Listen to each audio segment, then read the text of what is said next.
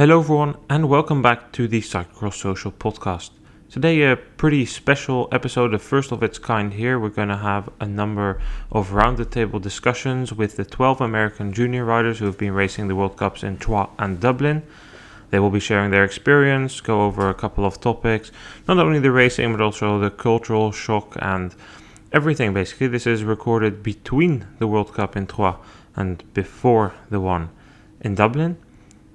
And hopefully we'll be following them a couple of more times this season.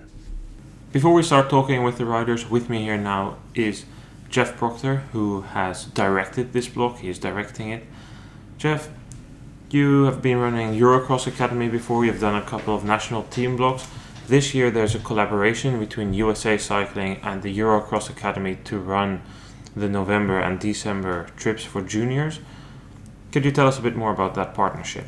It's a World Cup focused series of blocks, and we really want to have strongest juniors who are ready to come to Europe, having them get experience and growth through the World Cups. The World Cups are the highest and best preparation for the World Championships and for really, once a rider's ready, coming to Europe and seeing, the idea is to bring young riders over and get them experience, seeing the level and the competition and the conditions and the courses, to then ideally, really make a difference in their overall development over a long time, and then also more micro level with the World Championships in February. And how does the collaboration between USAC and Eurocross Academy work? Well, basically, we saw an opportunity to kind of combine forces, and so financially, it's a large part of it is USA Cycling, and then also ECA is putting in a significant chunk, and then the riders also have a ground fee. More importantly, it's the combining of the resources, so it's infrastructure, it's vehicles, it's just logistical help and staffing, some help with the staffing, and it's just very much a team effort to really pull off what is, some significant logistical challenges to especially this November block. Yeah, it was not easy. Troyes, Dublin, and it's already a challenge for European-based teams. USA Cycling does have a European vehicle park and a house in Sittard, but that wasn't of much use for trips so far away from Sittard. Once the Youth World Cup schedule got released in April, how did the planning of this block go? Well, we took a look at the schedule, and the goal was to try to do all of the World Cups, which are sort of grouped around 3 different blocks: November, December, January. And this first one, as you said, it's not really based anywhere. We're on the move for a week and a half, or a week one place and a week another place. So started in May with really looking at what we were going to be challenged to do, and lodging and vehicles and getting all the equipment to Dublin from France. So it was a lot of planning and a lot of sort of troubleshooting where and how and what. And I think we came up with a really good plan. The December block will be much easier. We'll be based in Sittard, and that's all races within a couple of hours. But this one, it was the combination of a lot of help from a lot of people, and getting feedback and troubleshooting and just seeing what was going to work. And judging from how the European teams handled it, we kind of did what a lot of the teams did. So that was really encouraging. And I enjoy sort of trying to pull off a challenge like this. Yeah, the eventual outcome was that the athletes flew in to Brussels, and from there it was a 4-hour drive to Troyes. And then after the World Cup, the athletes flew from Paris to Dublin, where they took public transportation to get to their accommodation, whilst a couple of members of staff drove everything and took the ferry. And now the staff is taking that same ferry back to get the vehicles back where they belong in the Netherlands. The first of the World Cups is behind us in Troyes. A couple of historic results there. Let's start with the junior women, 2 top 10s there. Vida Lopez de San Roman, who was already with you here last year for the Tabor trip you did, and then also raced Worlds in the December block. She got 4th, just missed the podium, but still a all-time best for an American junior woman in a World Cup. And then first year, Alyssa White ended 10th, and then the other riders ended somewhere in the middle of the pack. How do you reflect upon that first race for the junior women? Oh, I was super proud of them. I mean, all of these blocks, when ECA does their summer camps and just over the years, we talk about athletes being ready to come over here. And when I say ready, when we talk about readiness, it's are they on top of their schoolwork? Is everything sort of agreeable to the families and just their own sort of personal place and what they're doing in their domestic calendar and with their teams? And then finally, obviously, are they ready to perform? And we did have some good results there with our junior women in the first World Cup, and so I was really encouraged by it. Yeah, creating that readiness for European racing, which is completely different to American races, is something you start building through your summer camps. You did 3 this summer, 1 in Montana, 2 in Vermont. I had the pleasure of being invited to that Montana camp, and what I really saw there is that you try and teach them the basics, which for American riders are maybe not as basic as for European youth riders. Focus on the pit practice, focusing on how to shoulder a bike properly. Things like that, is that what you try to touch upon when ready, that you're ready as a rider, you have the full package, the skill set, your toolbox is filled? Yeah. I mean, skills are everything, especially sort of at the 14, 15, 16 level, as well in the 17, 18s. So focus on those summer camps, not only with the skills, but also sort of just where they are endurance-wise, with their afternoon rides or with their off-the-bike training. But it's also just are they sort of socially ready to undertake a block where you're rooming with athletes and traveling and you might have different nutrition or different, just adjusting to European culture. So it's sort of a whole combination of things to be really ready to come over here and get the best mileage for your investment. So the readiness piece is really important. You have to be patient too. It doesn't all happen in one block. It happens over time and multiple blocks. And so just really encouraged to see a lot of these athletes that I've worked with already here, that we've worked with, continue to grow and develop and become not only better athletes but better people. You've done many of these blocks. Do you have an example of where that patience and build up through 1 or 2 junior years really paid off? Well, if we want to talk about Vida or David, who are our best performers in Troyes, both of them came to summer camp in either their 15, 16 years or their first year juniors. Then, came to Europe on blocks and, the athlete management piece during the whole year. We took, actually, David Thompson came to Europe as a 15-16 just because he was just so hungry to be over here. And then you just, after a couple of summer camps and 3 or 4 European blocks, over time, you throw that together with just all of the work their teams are doing and all of the work they're doing and their families are doing, and you combine all of that and you see, you really see a nice trajectory, which is super encouraging for teams and the athletes, but also for ECA and for USA Cycling and our potential for the future. You already mentioned it. David Thompson was the best performer in Troyes. He got second place. Only one of results. Focus on results because I know how important the development part for you is. But as a second year to come here and get that second place, which is a tied all-time best for a US men junior in a World Cup, that must have been something special. It was not anything I was sort of anticipating during the race because he came from pretty far back after a not a great start, but boy, I was turned everybody's heads when he just kept moving up and through the field. And he legitimately made his space and kept his technique the whole race and just was very consistent. And I think that's probably the most rewarding reaction for those of us helping and supporting, because it wasn't any one big thing. It was just a combination of so many things. When you're watching the race from the pits, which you're feeding the bikes or most of the time catching, but you're working in the pits, do you see much of the race at all? And I mean, I guess you kind of know where they are. What does that do to you? Yeah, unfortunately, the live feed on the big jumbotron next to the pit is not working so far. Anyway, sometimes we would get in the past like the pre-production clips. They would be like testing camera angles during the junior race, and you actually could see some of the junior race. Don't see a ton of the race, but sometimes I try to move around to different corners near the pit if I can, if there's time. But some of these muddy races, there's no time.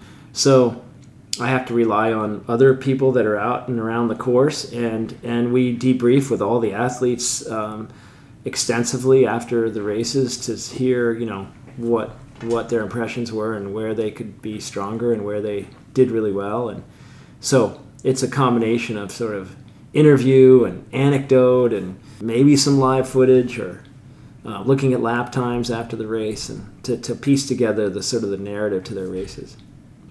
And when David eventually made his way up into second in that race, does that get you all excited in the pits, or is that now something where you just try to stay as calm as possible? Oh, yeah. I mean, I'm obviously, part of me is excited, but first and foremost in the pit, you're servicing 6 riders, so you got to stay focused on who's coming through and keeping track of them.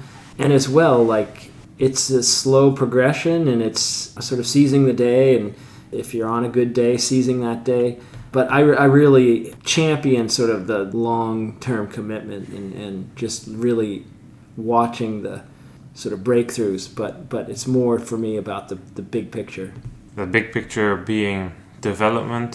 Final question. The other results were pretty decent. Miles got a 15th. Henry Coote got 16th, both in the top 20. The others in it a bit further down in the middle of the pack in Troyes.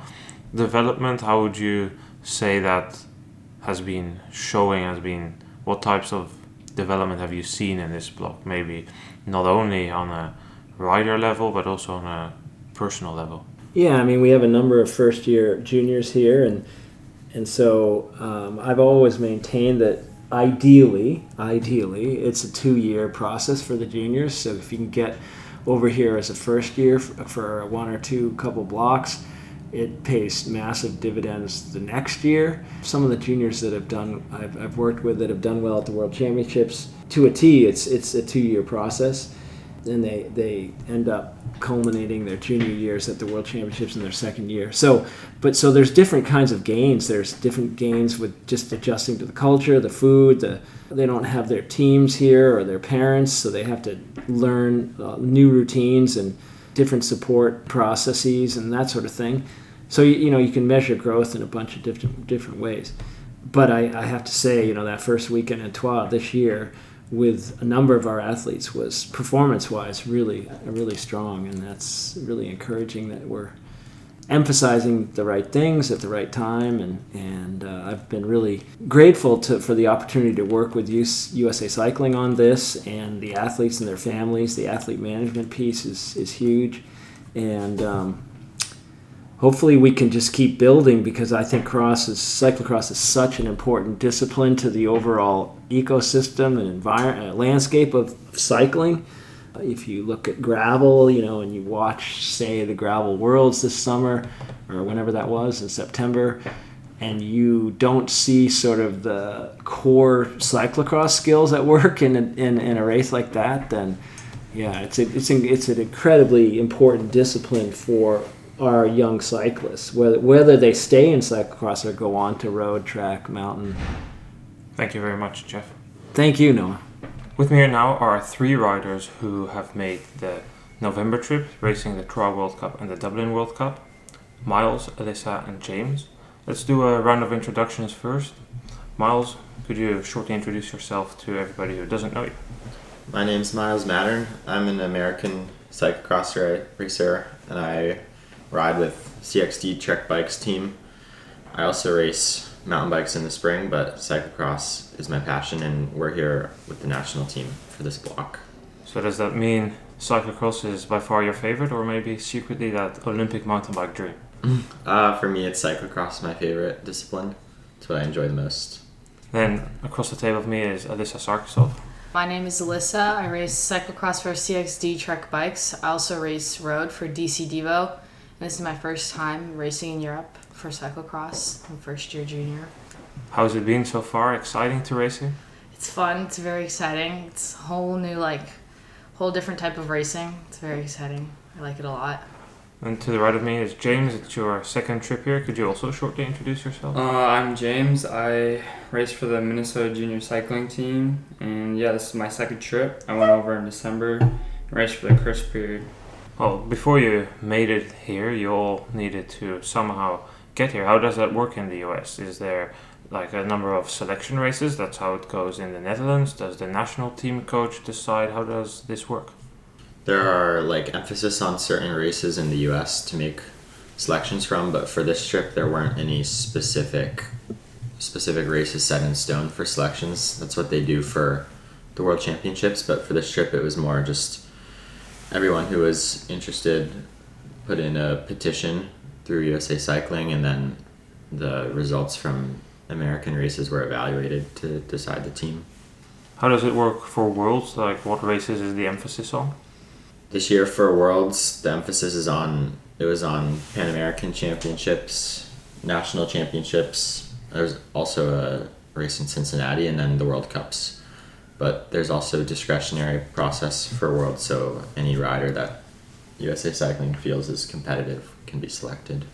So that race in Cincinnati, that's then one of the one where the emphasis was on. I think Rochester was also a somewhat important race. How does the start field in these races compare to the others? I mean, it's a big country. James, you live in Minnesota, as you said. It's, for European standards, you travel across the continent to the East Coast to do races.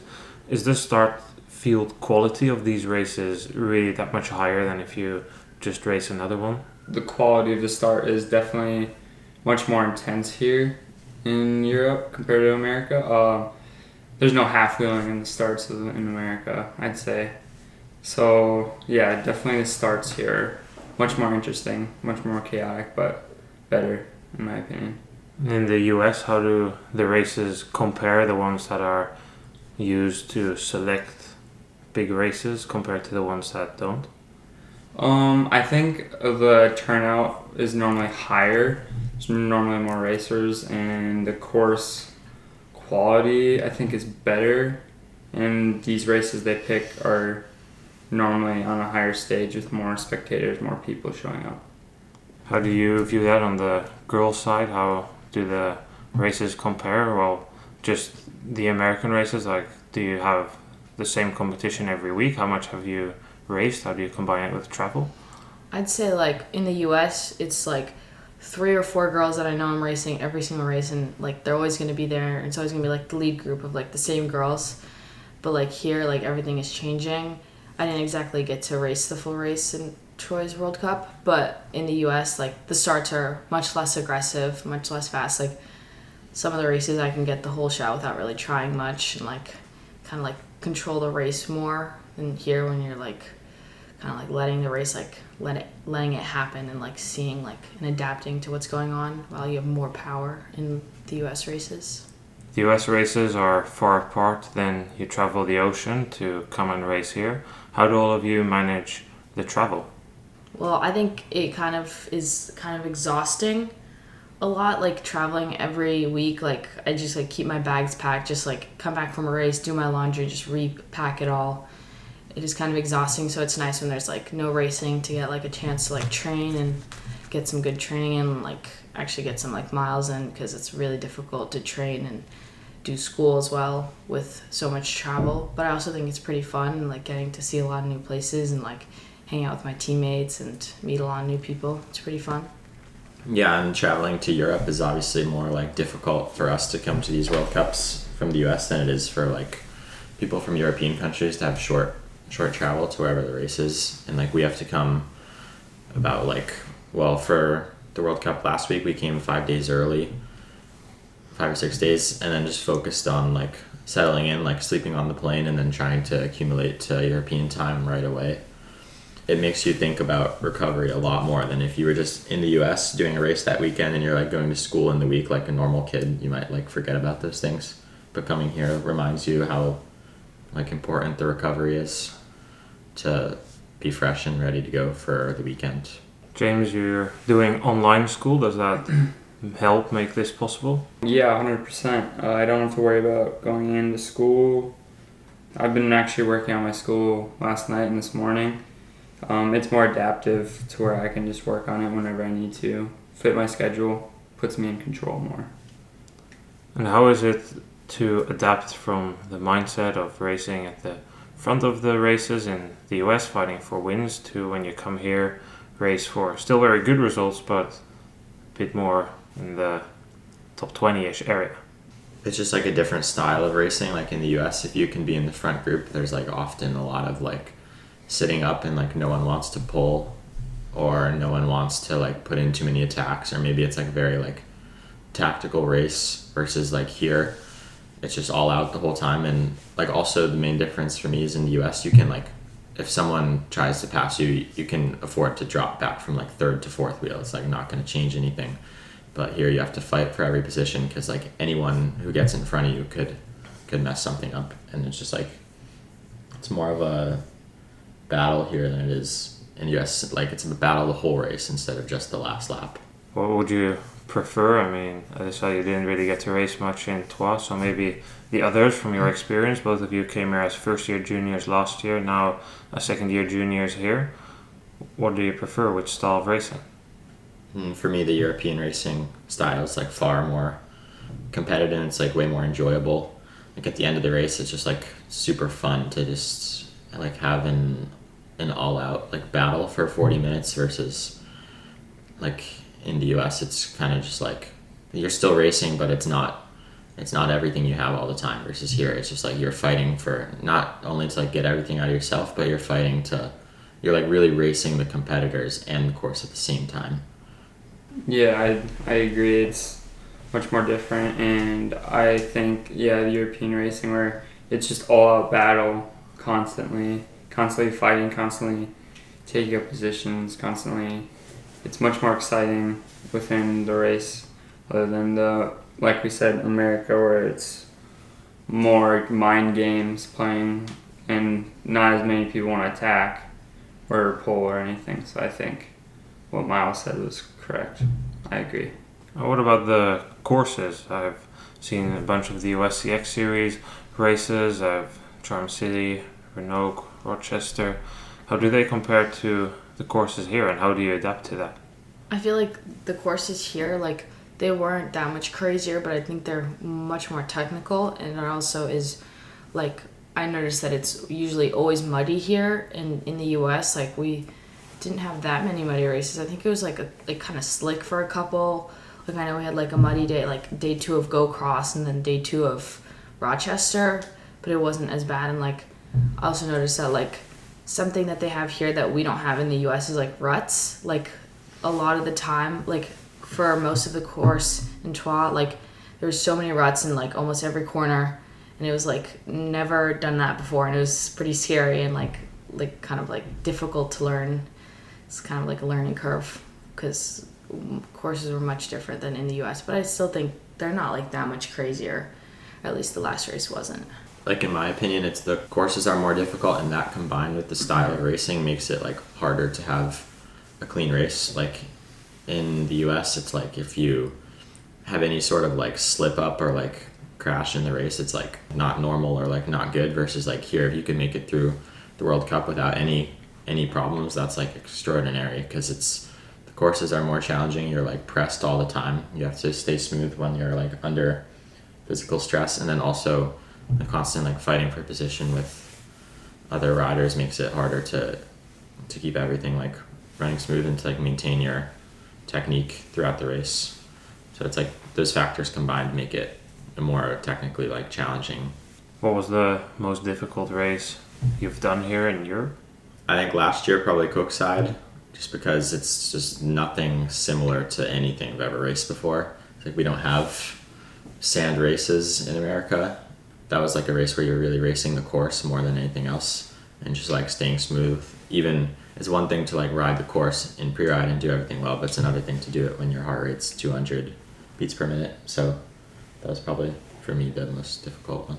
Yeah, is that the thing which is the most difficult for you guys, to adjust to riding through the sand or the longer sand sections? Because It doesn't seem to be all too much sand, as you said, in the American races, and if you have a sand pit like the one in Go-Cross, it's not really a sand pit. Yeah, I think there's not much sand in America, so really I think Americans struggle in the sand. Not like struggle, but definitely not used to it as much as the Europeans are. So where do all of you train? In Europe, you see most teams going into the forest. A lot of them train in Lichtaard. A couple of training sessions in Alphen. How is that for you? What's the training venues like for you? Is there any good? I think for most of us, it's like just going to local parks and trying to not get yelled for riding a bike through it. It's not like easy to find such good like spaces. And last year I did a training in Lichtaard, and it was just like, it was super nice just to have all that like availability to work on like everything you could really think of for cyclocross skills, versus like in the US it's like, for me, like if I want to practice sand, I can like drive 40 minutes up to a beach, but like there's so many factors. Like it has to be like not a nice day, so there's not people at the beach, and like you have to actually be able to make ruts, or like you can ride like a cyclocross bike on mountain bike trails or something that's like not the same. But it also depends on like where you are living. So like everyone else may have different experiences with the training they have, but Yeah, and like me personally, I have a few different courses I have. Like I have one at home, I have one down an hour in the cities. I have my team's training course, and I also have a course that I'm building right now a few miles away from my house. And it's just, I think it's important to make a course or find a place that you can really train and just make sure it has all the different aspects of a course. Sand, maybe some slick mud, just some elevation, just like anything you can think of would be important to train. For me, well, it really depends on like where you train. Like sometimes with my like local club team that I was on when I was younger, I'd go and train with them like nowadays, and like they have like a little park with a couple trails that we can ride, but there's not really like much like cyclocross specific stuff. Like we don't really have a course or anything. We just have like some trails and then like maybe a couple hills and like some barriers. And like around my house, like if I want to do skills on my cross bike, I'll have to like go into the woods and ride trails, which is like not the same. And like if I want to practice barriers, I'll just like set up some wooden barriers in like front yard, and like it's not really ideal, not really much opportunity to train. So that's why I think it's nice to like travel a lot for racing, because then you do get to see a lot of courses and a lot of different like features, and it's always good training and being able to like adapt and like learn like what lines to take for different features and like how to ride more things. Now we know where you train, which races you've done, how it compares to here. To finish off this segment, how do you guys prepare for this block of racing? Like, is this a big goal? Do you build towards this? What do you do in terms of freshness? Or is this only a learning experience and are you more focused on the December block or the Worlds block? How should we picture that? I think for me, since this is my first time, I think it was to gain some experience racing here, and like I wanted to hit all of the World Cups, so my goal is to like do all of the World Cups and eventually hopefully get selected for World Championships in February. And so this is kind of just to gain experience and also maybe gain points and like help like my petition for Worlds, since I probably won't, like I'll have to do a discretionary petition. And I think also like to be able to just like travel to Europe and just like do these races, it's just like an awesome experience that like I'm gonna remember for the rest of my life. So that's another part of it. The training for like the whole season should be focused on being at my best for the World Cups. So like that means it's okay to not be like perfectly ready for those September American races, and it's like okay to train through one weekend even if it means you're not at your like absolute best, because it's all about preparing to be like at your strongest for these races. And the youth World Cups are blocked well enough where you can kind of like afford to have a few peaks during the season, like for these November World Cups and then the whole Christmas trip, and then there's the World Cups leading into Worlds. It's kind of like 3 blocks, but it's like important to remember that the season is like long. If you're racing from September to February, that's 5 months. So you can't just like come into the season with your best form and expect to hold it all the way to February. So it's it's about like building and peaking at the right time, and also making sure like you're fresh for these European races, like especially considering the travel that can take out of the freshness. I agree with so much of what he said there. And I think it's important, like I took last year as a learning year just kind of figure out what the European racing is all about. And you get into this race, the first race of the year, I think that really just like reminded me of what the racing in Europe really is like. So I'm hoping for big things in the next upcoming World Cups. It's gonna be interesting. Well, Troyes is behind us. We're on to Dublin now. Thank you for your time. With me now are 3 racers who raced the Troyes World Cup. All of them ended in the top 10. To the left of me is David Thompson. Could you shortly introduce yourself? Yeah, of course. Hello. My name is David Thompson. I'm 17 years old. I'm a second year junior this year, and I race for the AG2R U19 team. Then to the right of me is Vida. Could you shortly introduce yourself? Hi, I'm Vida Lopez de San Ramon. I'm also a second year junior. I'm 17 years old, and I'm from Northern California, and I race for the Bear national team. And then right across the table of me is Alyssa. Could you also shortly introduce yourself? My name is Alyssa White. I'm from Elkins, West Virginia, and I race for Fincraft Junior Cycling Team. All of you raced the Troyes World Cup. I already spoiled some of the results. A couple of top 10s, a podium even. Let's start with you, David. You became Pan American champion, then you flew to Troyes. What was your expectation to start that race? Did you target a podium? Yeah, I guess my expectation, I think last year my expectations were a bit high to start, and that kind of affected my overall mentality for the rest of the season, or just for the next couple races. So I kind of came in with a bit lower expectations, or the same as last year. So just top 10, find my place in the pack and go from there and try to keep moving forward. So yeah, I was very happy with the result overall. And the weekend before in the Coupe de France Albi, I kind of found my place in the peloton and figured out like who I would be racing around and everything. So I think I came in with decent expectations, and I was able to put out a good result. Did it help that you already had a bit more time here, or race on a European course before you hit that World Cup in Troyes? I think it definitely benefited me in some ways. Maybe less about being here as much, but more being back fighting with the European racers, just because it's a completely different type of racing, really, compared to the American races we have. Do you also think that, Vida, that the racing is different? And if so, how do you adjust to that? Yeah, for sure. It's a big adjustment from racing in the U.S., especially the amount of people in the fields, and the competition is a completely different field of level and courses. And what about you, Alyssa? You're a first year. What type of expectations did you have, if you had any? How did the racing compare for you to what you had hoped for? Yeah, it was my first race ever, and I really wanted to get a top 10, even though I never raced here. The competition was definitely really high, but like if you can find your rhythm and like be smooth through the whole course, you can definitely be up there with everybody. Then let's go and talk about the racing. David, you were the first to race. You raced the junior men's race at 9:30. Could you talk us through your race a bit? Yeah, no problem. So for me, the start is usually not my strong point, but today, or over the weekend, off the whole shot, it was pretty good for me, probably fourth wheel back. But then coming into the off-camber, I just didn't really get aggressive enough, I'd say, and that kind of pushed me pretty far back. And by the end of the first lap, I was definitely thinking that I might have been out of it. But yeah, I just kind of kept going and kept pushing and just kept moving my way forward.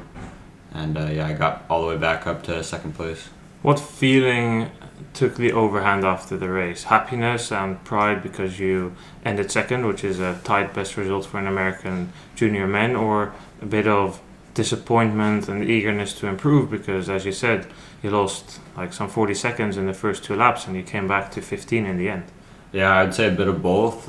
In the moment, on that last lap, I was really just focusing on holding my place and not as much about really 100% committing to trying to chase down first place, just because this was a new best for me and really showed like a new level to which I achieved, and I didn't want to blow that like I did last weekend. A couple crashes in the last lap, so I just held my place. And looking back, I definitely have a little bit of regret, but another opportunity this weekend, so I look forward to that. So your main takeaway seems to be a bit more aggressive on the bottlenecks in the first lap. What about you, Vida? Could you talk us through your race? Yeah, my race, I was pretty happy with my race. It was definitely like, I also had a lot of expectations last year as a first year, and I felt like I didn't completely execute them throughout my season, which was I was a little bit frustrated about last year, so I had a bit of, like, I guess you could say, anxiety about lining up, not having raced this field all season. But I was really happy with how the race started. I was able to get like second wheel and just hold my position really well off the start. I was pretty surprised to find myself in the lead throughout at the end of the first lap. And I found it really helpful to just focus on racing a smooth race and just almost race, not really racing the riders around you, but racing yourself through the ruts. And that's kind of how I found myself in the front. And I really tried to focus on riding a smooth race rather than racing the riders around me. And I found that helped me put down my fastest laps throughout the race. Mid-race, I found myself fighting for the podium, but I made a few small mistakes which pushed me back into fourth place, which I was a little bit disappointed about, but also really, really happy with because it was my best World Cup result yet. And a little bit bittersweet because I know that if I had adjusted a few small things throughout my race, it could have possibly been a podium, but it just makes me more motivated than ever to see what is to come this season. After that first race. During the race, there was a bit of an incident with a French girl. Could you tell a bit more about that? There was definitely a few incidents. I found myself behind a lot of like crashing and specifically like being pushed down the run up a few times, which were instances I just had to make the best decision in and keep moving forward and not let it take control of my race. Just keep moving forward. So I tried to make the best of those. And what about you, Alyssa? You didn't have the luxury of starting on the first and front row. Were you stuck in any of this mid-pack chaos anywhere? Yeah, so at the front, I didn't really get a good start. And when it bottlenecked into the off-camber, I was in like 25th probably. And I was definitely behind everybody. So it was like the whole race was kind of like me trying to work my way up through the pack and find my position on the course. How did that go moving through the pack? What was your race like? There was a lot of crashing in like the turns and stuff because you're behind like not as good riders, and so everybody's kind of like everywhere. But if you're like focused on your line throughout the whole race, then it's definitely way easier. You ended 10th. You said you didn't really have any expectations but hoped to get a top 10, so you must be satisfied with that result. Yeah, I'm satisfied, but like after the first race, seeing that I got 10th, I'm definitely like really excited to keep trying to move up in placings through the season. So the race in Troyes is now behind us. All of you have raced in the US this season. Could you give an insight in how racing here compares, here in Europe, compares to racing for what you is at home in the US? Yeah, I guess I'd say the two biggest differences are the courses and the competition as well. It's just the courses are a bit more power heavy and fitness based, I guess I would say, as well as very short but hard technical features that we don't really see in the US.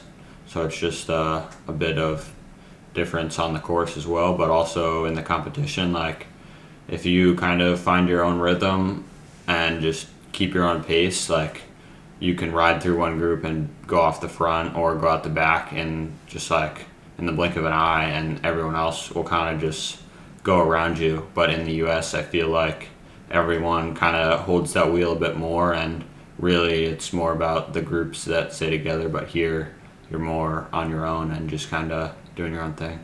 Yeah, I would also agree with that. Also, something I've learned is that the racing is separated by such smaller margins is a huge difference, because in the US, you have a lot less aggressive racers, but here it's like really separated by seconds, the top 10, which comes down to the little details in training and racing, which is a huge difference from racing in the US. Yeah, so I agree with both Vida and David, but something that's completely different for the girls especially is like how big the fields are. Like the starts were way different for me because there was so many more people, and like everybody's always fighting for the position instead of just getting on your wheel and just like riding behind you the whole time. They're always trying to move up positions even if it's like one place. Yeah.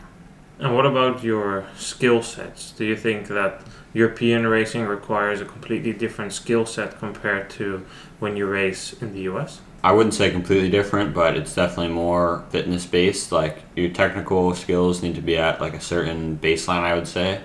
And from there, it's more about just focusing on the fitness. Wherein like America, I feel like many riders focus a lot on the technical and less on like really building the high end or even the endurance as well to sustain the super high effort throughout the race. Isn't that a bit of a paradox? Because generally the European courses are regarded as more technical. So would you say that maybe the Europeans are either more used to it or just have different training priorities? Yeah, I'd say probably more used to it just because like they grow up around this and they've been doing it since however many years they've been racing or even riding bikes.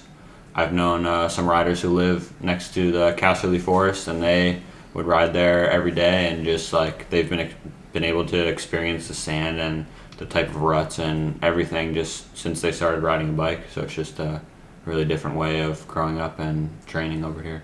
And what about you, Vida? You've raced here last year as well. How do you look upon those courses? Yeah, I think it's definitely, for me, I prefer the European courses. I think there's a lot more to them and a lot more to make the race more interesting, but also it's an interesting contrast between the courses in the US, which are a lot more, I would say, like basic and more Like there's like more power, like you don't run as much and stuff like that. like self-explanatory, not a whole lot to them.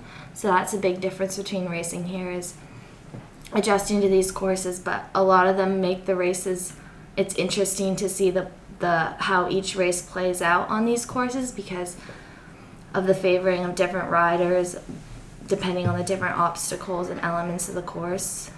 Yeah, so in the previous segment we had a couple of riders say, well, what we don't really find in the US are big off cameras like this with ruts like that, which you really need to commit to around the course. Would you agree with that, Alyssa? I mean, it was only your first European race, but premature conclusion? Yeah, I definitely agree with that, especially on like the off camber. You definitely have to stay in like the ruts, but like on some of the turns you can definitely take different lines if there's like more grass outside of the rut and stuff like that. But yeah, there's definitely ruts you have to stay in. Then let's discuss some of the goals. We're recording this between the Troyes World Cup and the Dublin World Cup. Let's start with a very short-term goal. What are you hoping for in Dublin this weekend? I definitely want another top 10 finish, but I want to be higher than what I got this weekend. But I'm not going to put too much pressure on myself to like do too much. For me, I guess I would like to remain consistent and stay on the podium, but yeah, we'll see. For me also, I'm really hoping to fight for a spot on the podium, just because just coming up so short last weekend has made me really motivated for that, but we'll see. And then on the mid-long term, for the rest of the season, any goals in the overall of the World Cup? Nationals are coming up, Worlds are at the end of the season. Anybody have any aspirations or goals for that? Yeah, I guess for the World Cup overall, that's something I'll be trying to focus on a bit. Hopefully this weekend goes to plan and I can stay up in the running. But yeah, for me, the American Nationals aren't as much of a goal as the World Cups and the World Championships, just because it takes so much to travel all the way back and travel all the way back over here again. So yeah, I'm definitely focusing more on the World Cups and the World Championships. For me also, I will be attending Nationals, but my main goal for the season was the World Cup racing and the European racing. After a lot of experience racing here for the first time last year. I don't have a specific goal for the end of the season, but I'll just be looking to see if I can perform my best at World Championships in Tabor. I really want to get a good placing in nationals, but I also want to make it to Worlds and try to do as best as I can in all the World Cups and bigger races that I attend. And what would a good place be, or is it a good place just the result of a good race? Oh, nationals, I definitely want to try and win. But the World Cups, I want to try to overall top 10. And then on the long term, David, you've joined the AG Desert team, the juniors team there. What are your long term ambitions and what do you hope to achieve by joining a European team? Yeah, I think the biggest hope, and I guess it's becoming a reality, is just being based in Europe and not having to worry about the travel and getting sick as much, and just having a good base over here and having the resources and everything I need to really keep developing myself and my skills and my fitness. You've been with them for a bit now, before the Albi Coupe de France, and you're going on a training camp with them around the Benidorm World Cup. How's it been so far? Yeah, it's been good. So far, so good. In Albi, it was very good. There was obviously some language barrier, but we worked around it very well, and everything was very organized. The bikes were ready, and so far everything's been perfect. You taking any French lessons? Yes, we have French lessons every week, and I also have been taking French in school as well. That's for cross so far, but do you also want to thrive on the road with them? You got to race Road Worlds this past season. I definitely will be focusing on the road season as well, and I hope to get opportunities to race there and show my skills as well. But cross was definitely my first love, and I hope to continue developing there. And what about you, Vida and Alyssa? Is this something you would also like in the future, to join a European-based team, or David is on the road? What type of disciplines do you want to develop? For sure, that's a big goal of mine right now. At the moment, I'll be racing a full mountain bike season also, and I have plans to also do a road season. So there's going to be a lot of racing ahead, so I'll have to be really intentional with my goals for each of the disciplines. But I'm definitely really excited to participate in all those. Yeah, I also definitely want to get on a European team in the future. It'll just help with development as a cyclist and stuff, and it's definitely a big goal of mine since I was young. So yeah. Then to end this segment, we're gonna do a couple of snap questions. It's gonna be super easy. I ask a question and you say the first thing which comes up. Favorite rider in the World Tour peloton or Women's World Tour peloton?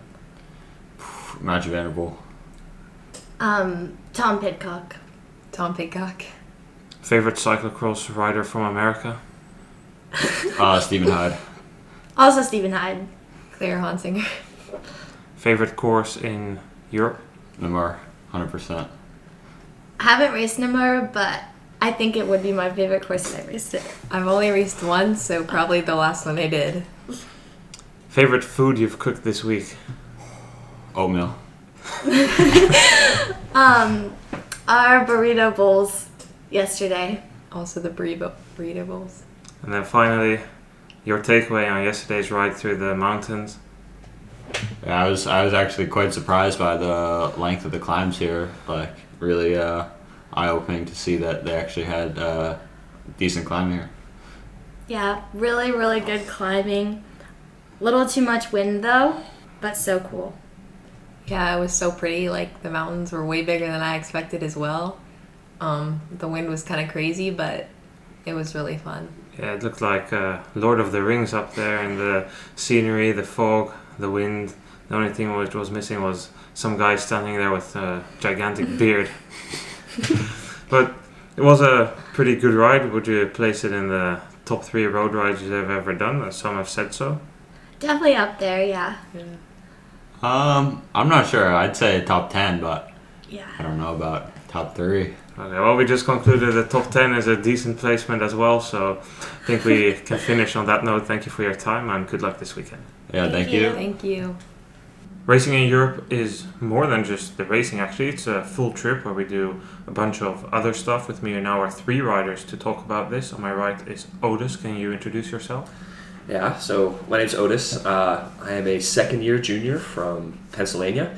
I mainly do road and cyclocross, but I like to play around with different disciplines. And what team do you race for? I race for Kelly Benefit Strategies Cycling.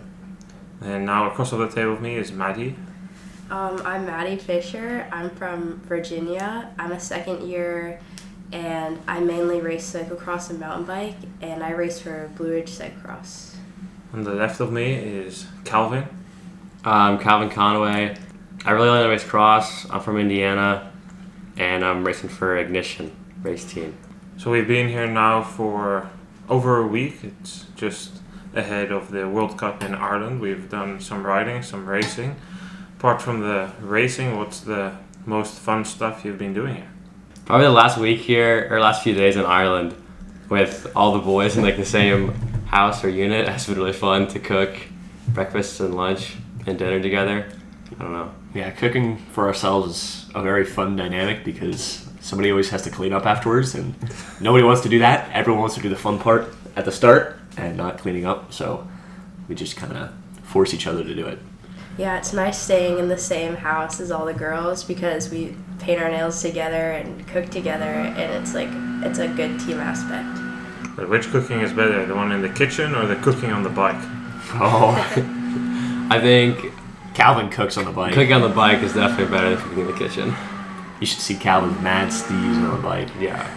How about that cooking on the bike? We went into the hills around Dublin here 2 days ago by now, so that was on Wednesday, the Wednesday before the Dublin World Cup. How was that ride? That ride was a top 3 ride of all time for me. It was, first of all, it was so pretty, but the weather also made it just a very epic ride. We did about a 20-minute climb and came to the crest, and the wind was blowing sideways with rain in your face, and it just made for an amazing experience. Yeah, it was super cool. It was probably the coolest ride I've ever done, but I'm not used to those crazy climbs because I live in Indiana and it's really flat, so that was really cool to actually do something like that, which is really unusual for me. Yeah, it was really fun. Like, I came around one corner and I almost took out a sheep. I wasn't really expecting that, so it was really cool to see things that you wouldn't normally see back in the U.S. Yeah, and the road surface was pretty cool too. It was one lane the whole time, and it was a little bit sketchy, so going down that hill on the cyclocross tires was definitely not an easy one. Calvin, you already said it doesn't really compare to what you ride in at home. What type of terrain do you guys ride in at home? Mostly just like gravel roads, and I guess normal roads too, but it's almost always flat. And if it's any climb, it's like, I don't know, like 30 seconds long. I don't know, nothing special. Yeah, my climbs, I think the longest near me is 10 minutes, and I gotta ride 30 miles to get to that. So, very, very flat near me. For me, it's a little different. I can ride straight to the parkway from my house, and I'm on the top of the Blue Ridge Mountains, so I have a lot of good climbing near me. Apart from the riding we did here in Ireland, we did a number of rides in France. Was there any that stood out there? The gravel's very cool, and I'm hoping I can come over and get some of those pave on the road, so that'll be exciting. He's saying gravel, but it was mud actually. It was deep mud. Yeah, that was a fun ride. I don't know. A lot of people didn't like that one, I don't think, because it was muddy, but I thought that was pretty special. Yeah, it was the conditions we're going to expect on Sunday. Yeah. Although it was on the road for a couple Ks long. Yeah, that was the ride we did on Friday in Troyes, so that was 2 days before the race there. What do you think about the scenery? Some picturesque wine fields? Yeah, and as Maddie mentioned, the Highland sheep almost knocking you off your bike. I remember coming around a corner and just seeing a pretty beautiful lake with a beach and a cliff right next to it that I had never seen anything like that. And to think that it was just a 45-minute ride outside of Center City, Dublin was pretty amazing because you never get that nature in those urban areas in America. Yeah, I would say the scenery in Dublin is much more special than in Troyes. Troyes was a lot more flat and I guess kind of what I'm used to. in Vienna, but I mean, it was a lot more European, I guess. Surprisingly, Troyes had more rain than Ireland. Yeah. It hasn't rained a bit here yet. Yeah, it hasn't rained much here yet, knock on wood, but the scenery is super rich here, like everything's super green and it's just super lush, and the trees are just so pretty. It looks like a fairy tale when you're out riding. Oh, I don't really agree that there was little rain, because when I was getting out of that car on top of those hills to get some shots, that horizontal rain curtain in my face definitely made me very cold. But yeah, for the rest, it's been pretty good here. I guess we also come to the conclusion that flat has a different definition for everyone, because Troyes is already hilly compared to where I live in the Netherlands. Flat is just pancake flat there. It's really nothing. The longest climbs are like a minute, and then there's like 5 of them. And everything over 30 seconds has a name, right? Yeah, definitely. And about 50 Strava segments on them, and the steep part gets a different segment. So I guess it's just a different definition for anyone. But here in Ireland, I would definitely consider these to be real hills.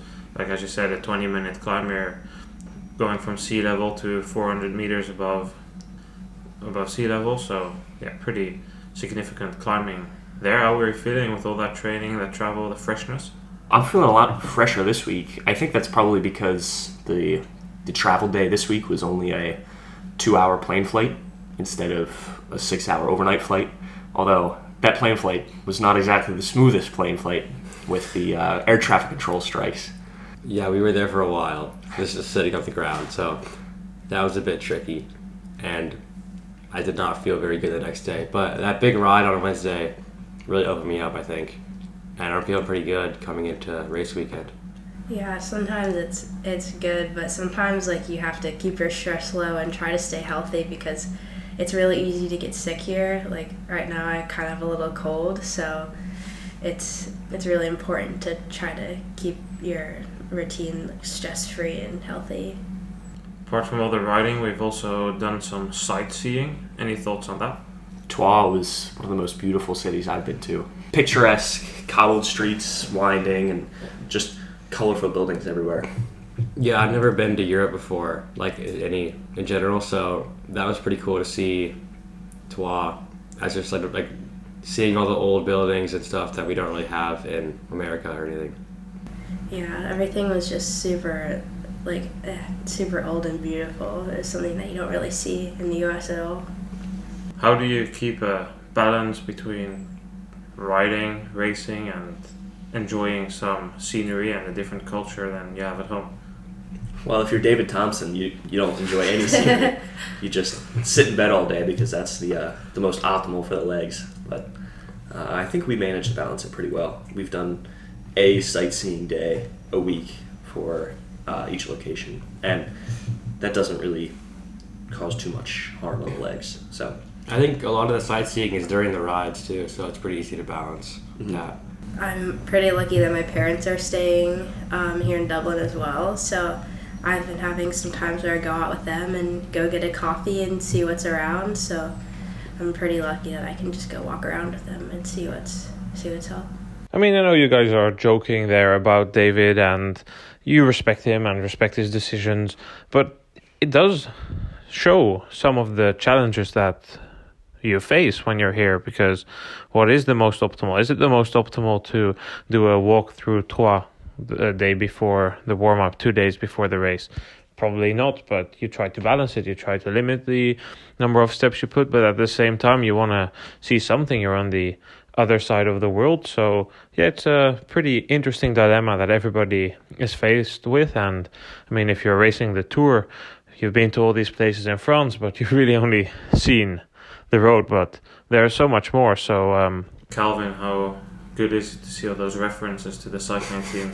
It's been pretty cool to see all the Lidls and the Jumbos and all that stuff, because I've never seen any companies or anything like that sponsor the big teams, so that's been a little special thing I've had in Europe. And then your goal is to get on that Balwaza Trek Lions team, so you can race for Lidl Trek on the road? Yeah, definitely. I wonder if you get Lidl vouchers if you race for Lidl Trek. Yeah, I want the Lidl bags too. Lidl bags are fire. Yeah, the Lidl socks with slippers. Yeah. They go very hard. I want all the Lidl merch.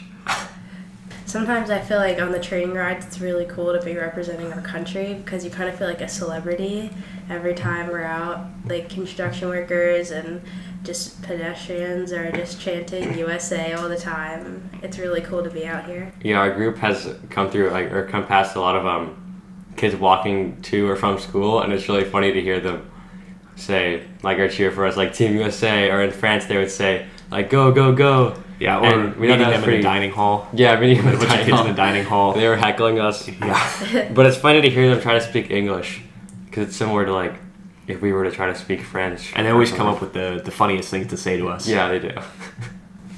Yeah, it's really cool everyone tries to make a really big effort to talk to each other here. Versus in the US, I feel like if you were out in public and if you saw somebody, you would kind of just get ignored or just walked past. But here, especially in Troyes, people would definitely make more of an effort to say hi to you or acknowledge you. So that was really cool. Pretty easy to spot that we're a big pack of Americans Yes. that don't know what we're doing.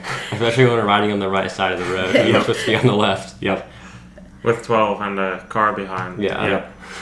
How's the culture shock been in terms of food? I mean, here you've been able to cook, when in France the meals were provided to you.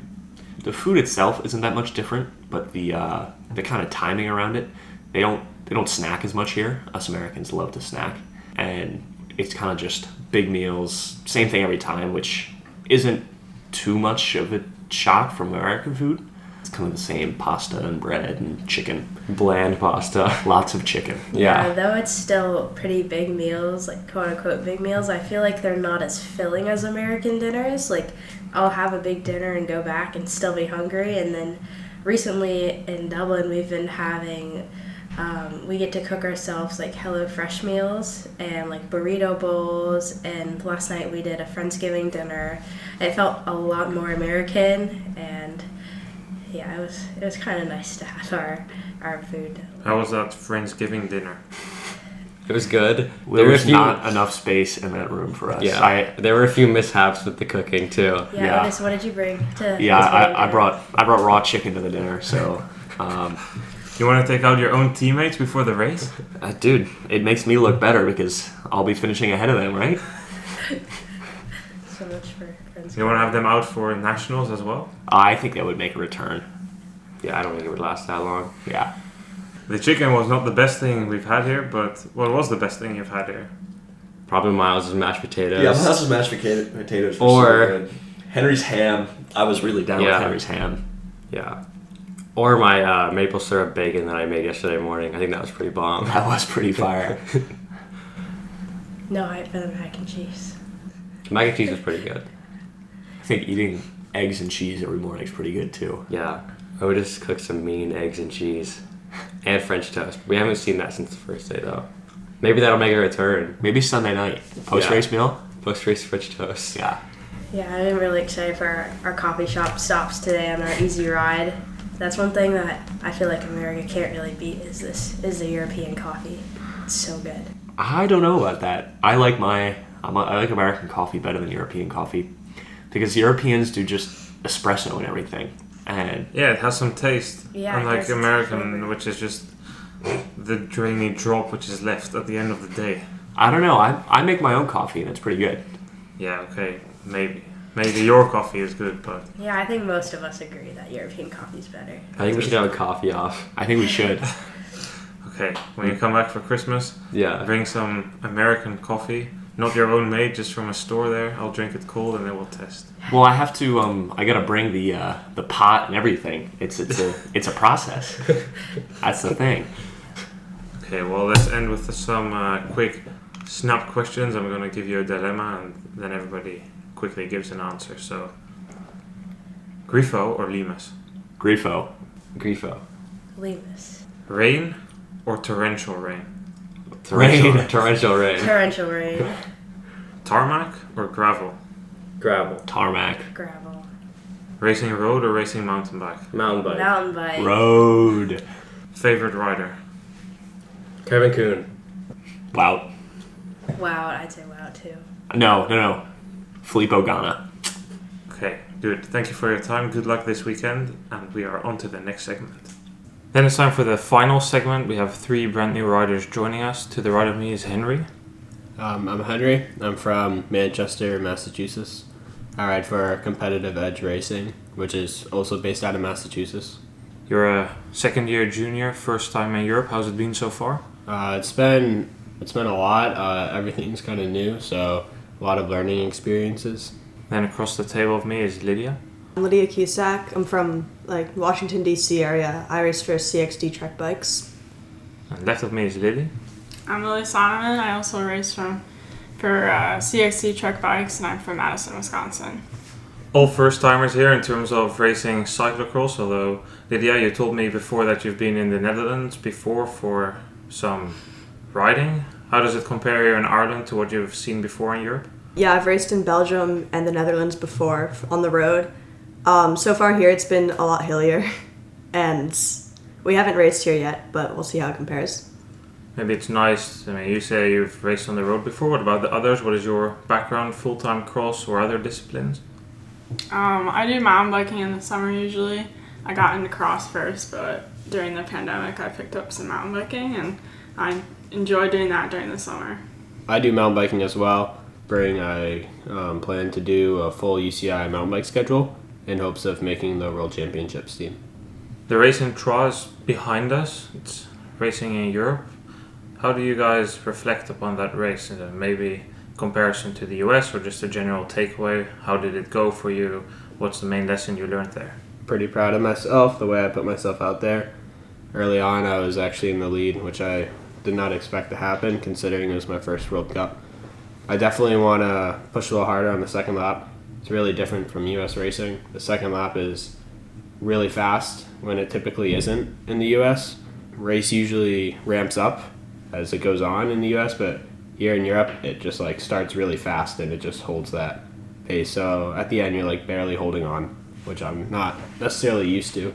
It's a lot less tactics because for me I'm chasing, I'm not in the front of the group, so it's more just an all-out effort. Yeah, I agree with Henry. One of the things I noticed was in the US, you go out hard the first lap, and then the second lap you've settled into your position. But here in Europe, you can't settle. The riders just keep coming, and they'll keep passing you unless you just keep up your pace and keep going. Yeah, I've noticed the riders are much more assertive. So this coming weekend, I'll try to assert myself more, be more aggressive, and yeah. Overall, were you satisfied with your races, or was it a bit of a tough start? For me, I was happy with my start on last Sunday. I felt that I moved up through the field pretty quickly before the first technical section. But after that, I just didn't feel very great on the day, that was disappointing after having some great races leading up to this, but I'm excited to give it another go. Yeah, I'm definitely hungry for more after Troyes. I learned a lot, and I'm excited to go into Dublin with some more experience. I'm very happy with my result, but I'm not satisfied at all. So We've been pre-riding the course already a bit. Yesterday, on Thursday, we went over and checked it out. Any thoughts on the course? It's definitely not as technical, which I think that would be fun, but I also think that the long power sections will suit me as a roadie. Yeah, I think it's very easy to dig yourself into a hole in this course. It's very heavy. A lot of people are going to want to try to get ahead as soon as possible, and that's the way to go. But once you crack on this course, it seems like it's a really hard push to try to stay with the group. How important is it to get in a group? In one of the earlier discussions, they said in the US it's easier to move through the field and you can drop to 4th or 5th, whereas here it's important to be in the front of your group. Would you say that's something you've noticed so far? Yeah, I think I agree with that. Just, again, there's so many people that if you are sitting at the back of your group and you make a mistake or something, you'll just get launched off and the next people will come to swallow you up. Yeah, I definitely think it's critical to stay in a group to maintain the high pace. Otherwise, people will catch up to you and just go flying by you if you're by yourself. Yeah, I think leading the group is important because everyone's eager to pass each other, and when you're in the middle of the back of the group, you're getting chopped, or people are trying to get on past you, and when you're in the front, you kind of control, and if someone does make a move, you're able to react to that. So I think group racing is very good, but I personally like to chase and try to get onto the group ahead. So I think it's important to be on the front of the group. Do you feel better prepared for the racing this week compared to last week? Because you've done a race here now, you've been here for a bit longer, had some time to adjust to the jet lag, or have none of those things really been an issue last week? For me, I think the jet lag and being here didn't really affect my race, but just never having raced cyclocross in Europe definitely had an effect on like how I raced. So I think I learned a lot last weekend, and that will help me for this weekend. Even after the pre-ride in that first race, I could tell that I was so much better at riding the ruts and just navigating these more technical and different European courses. And I feel like now, after having done the first World Cup, getting it out of the way, there's going to be less nerves on Sunday. Obviously still some nerves, but just less of the first time ones. So is the difference really in the type of course, that you're not really used to having a course that technical and that rutted in Troyes? I think some of the conditions, like the muddy conditions and just the steep banks, were definitely different. Those were things that I think quickly learned how to ride, and obviously those take a long time to perfect, but also just the nerves and all the travel and stuff. Definitely we don't have ruts like that in America. I think we have a bunch of small little kids on our courses that kind of rip up the ruts with their feet, or form different ruts that aren't the ideal line. So personally, I've never ridden ruts so deep at such speed. What about Charm City last year? I mean, you both weren't juniors then, but Henry, you were. I don't know if you raced there, but that was a bit muddy. There has enough camber there. Did that get rutted? I can't really recall. So as a junior boy, we were one of the first UCI races of the day. Second one right after junior girls. The amateur races before didn't really set in any ruts. If they were ruts, they were not the right racing line. Made it kind of challenging, but it was raining so hard that the course was just different every lap. So I don't really recall any racing ruts. Might be a bit of a difficult question to explain, but could any of you try and explain what's it like committing to the rut? What do you need to do? How do you try to control your bike? Personally, getting your weight kind of back to let the bike do its thing is the most important. For me, you can't really fight the rut or else it'll push you out. You kind of just have to let it, you have to get on and it'll bite, and you just gotta let your bike make the corner. Yeah, I definitely agree. You have to kind of try to you can't control your bike too much through it. You kind of just have to let the bike do its thing and trust the rut. Trust it's going to take you to the right place. It's kind of like when you're riding in the sand, if you're riding in the dunes of Coxside, you just need to let your front wheel search the path and then follow it. I guess that's a very good way to put it. You need to trust your bike. Here in Dublin, it doesn't look like we're going to have that many ruts to commit to. Does this feel like a course which is a bit less technical, as you said, a course that resembles home a little bit, or too different from that? For me, it felt a lot like a local race. I don't think it really compares to the UCI races we have in America, but just the small little local races that I have around where I live that remind me a lot of the course. Yeah, I mean, I think besides the sand pit, which we don't have a lot of in the US, the straightaways and just flatter type of course is definitely more like the ones I have at home. Yeah, the grass is really thick, and just pre-riding it took a lot of energy. I think most of the courses in the U.S., the ground is very firm and fast, but here it's really soft. It's been raining for a long time, and it's just really challenging to get your bike through. That grass also sticks in the derailleur. It's a good reason to change your bike a handful of times. Is that something you've taken any lessons from Troyes about bike changes or strategy around that? Yeah, in Troyes there's definitely a faster pit than the other. It's really strategic because you can fall off your group by just changing a bike. So yeah, here I think there's not a pit lane that's faster than the other, but I think, like Henry was saying, you really need to think about your timing for pitting, and if you're in a situation where pitting would not be an advantage because you would lose the wheels of the group that you're in, that's something to think about. That's something you also need to think about in the US. This year there were a couple of muddy races. Yeah, we got some practice at Trek Cup for sure. That was that was another example of a pit lane that was faster than the other lane, or the one that wasn't the pit lane. So. Well, we're just, as said, almost at the evening before the race in Dublin. If you were to set a goal for yourself, what would that be? I really want to get top 10. I think the thing about Europe is there's about 20 people that are just as fast as you are. Depending on the day and how many mistakes you make, you can go between those 20 results. For me, if I minimize my mistakes, I can see myself in the top 10. But if I fall a lot and I don't race smart, I can see myself getting 30th, which is a completely different result. My goal isn't so result oriented, but mostly I just want to make sure I pace this race correctly. I think it'll be tricky to pace with all the power sections, but I just want to make sure I pace it correctly, and I also want to be more assertive throughout the whole race. Throw a few elbows and show that I'm there. I agree with Lydia. I share the same goals. I think, like I was saying, I'm at race last Sunday. I was happy with my start, and I want to continue to be the aggressive person that I was at the start and carry that throughout the whole race. Then let's end with a couple of dilemmas. I'm going to ask a question, and you can all say the first thing that comes to mind. So let's start. Favorite US cyclocross course? Rochester. Yeah, I'd say Rochester too.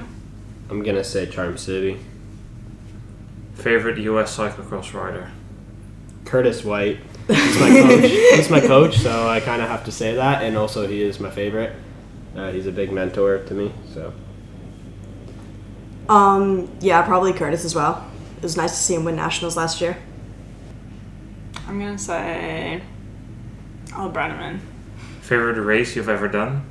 Probably King's Cross this year on day one. That was really fun tactical race for the girls.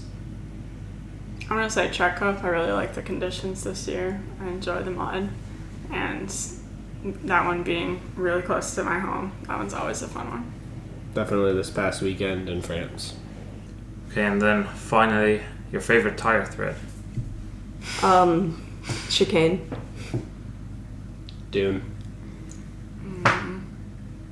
Flowers. Okay, good luck this weekend. Thank you for your time. Thank you. Thank you. That section completes this episode of the Cyclocross Social podcast. The World Cup in Dublin is now behind us. I have travelled back by boat and car. It was a long journey. A couple of results from Dublin. David was not able to achieve a podium, but he was still relatively satisfied with a 6th place.